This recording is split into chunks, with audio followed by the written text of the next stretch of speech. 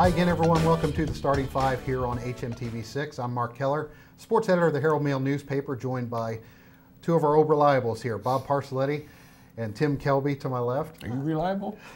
I guess we are. Well, you're old anyway, so I include myself. This is the old guy segment with us here. We're going to be talking some high school football here in this segment. We're going to start with, again, the unbeaten team here in Washington County, the only unbeaten in the area, South Hagerstown, a 40-6 winner over Catoctin this week. Bob, you were there at that game. Isaiah Smith, another huge game for him, 280 yards and 4 touchdowns, but had to make a bit of an adjustment in order to sort of get things going. It was kind of interesting because Catoctin really targeted him, and they really were speedy around the edges, and they were coming up behind him and tackling him.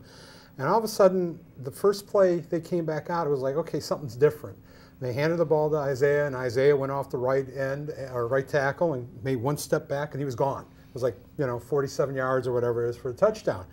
And it's like, I was standing there talking to the guys on the sideline, going, he's doing something different. I can't figure out what it is. And what it ended up being was they set him up one step further back in the formation, which gave him one more step of hesitation, which basically took Catoctin's aggressiveness and put it against them. And it was free sailing from there out. I think from that point on, he got 240 or 245 out of his 280 yards after that move.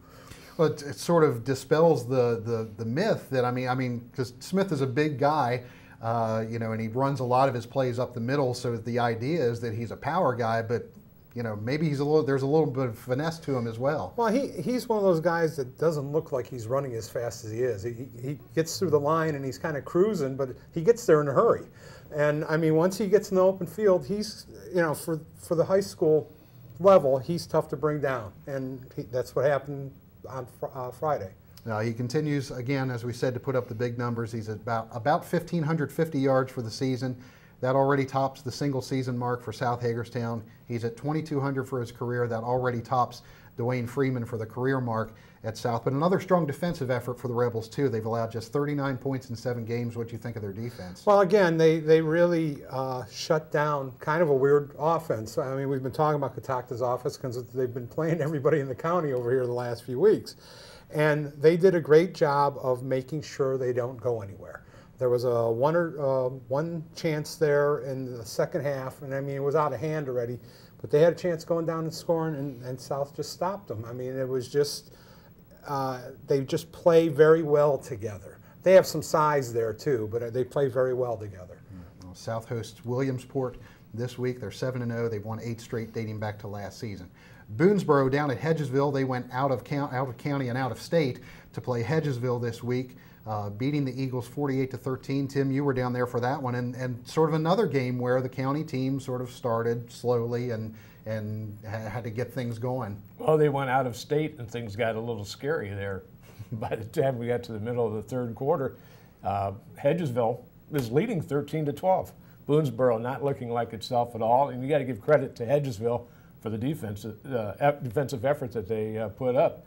But all of a sudden, right after that lead that Hedgesville got, Zach Poffenberger goes 95 yards on a kickoff return, and before you know it, Boonesboro's got 22 points on the scoreboard in the third quarter, and they've got the lead, and obviously didn't look back.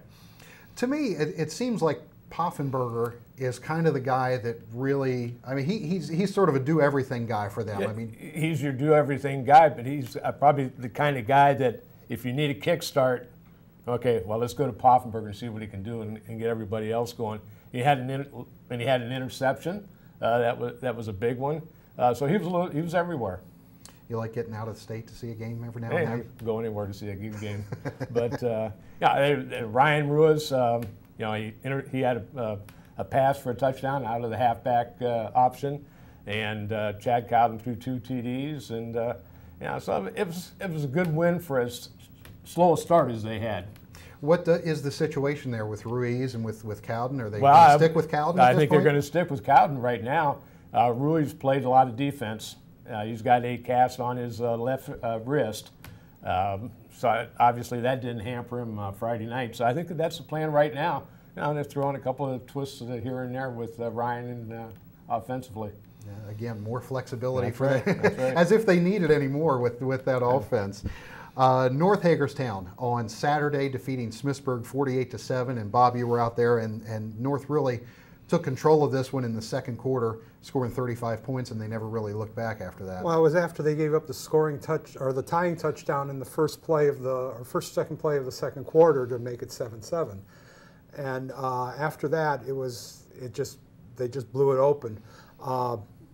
Kyle Hewlett had he had the run to give them their first touchdown, which was like 70 yards, and his next touch was like 2 plays after the Smithsburg touchdown, and he ran another 69.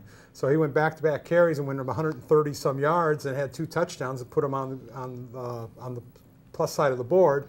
And then all of a sudden Isaiah Keys comes in and puts up another 4 touchdowns, and it was, they just ran away with it. Smithsburg played some good defense, but it only lasted for so long. How about North's defense? I mean, we sort of questioned last week if there was reason for concern. They go out and hold down Smithsburg to a touchdown. They made a couple of nice plays to prevent Smithsburg from scoring. They had an interception down deep. They also got a turnover on downs and everything. And so, I mean, they really kind of set the tone for them, because even though they had the big runs, the defense kind of set them in position. So, I mean, it wasn't spectacular where you can go, oh, that was the turning point of the game, that defensive play, but it was steady.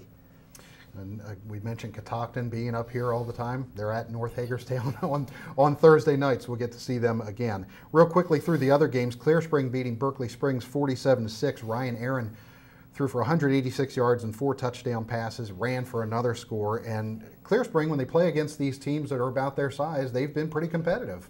Yeah, that's usually the case. It's getting teams about their size.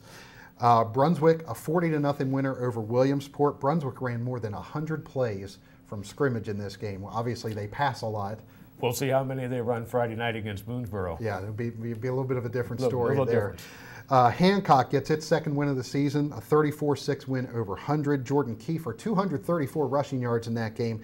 And Jesse Wolford threw 2 touchdown passes, ran for another. Dave Mahaffey said, yes, we did use our 5th different player at quarterback this week. I guess it's one of the things you have to do at a small school. You get the water boy out next. Yeah, we may see that. They had to move some of the players to their better positions in order to happen, so I guess it was the next man up. Yeah.